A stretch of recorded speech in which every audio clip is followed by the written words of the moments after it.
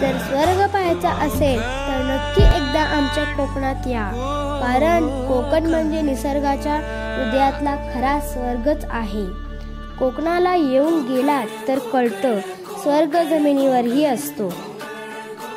अथांग असं समुद्र, डोंगर, नारळाची सावली. कोकण म्हणजे निसर्गाचा प्रेमाने विणलेला एक स्वर्ग आहे.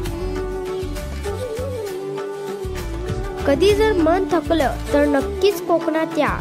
इथली हवा सुद्धा मन भरून देईल. कोकण हे फक्त ठिकाण नाही, ती एक अनुभूती आहे. ती अंतर्मनात घर करून जाते.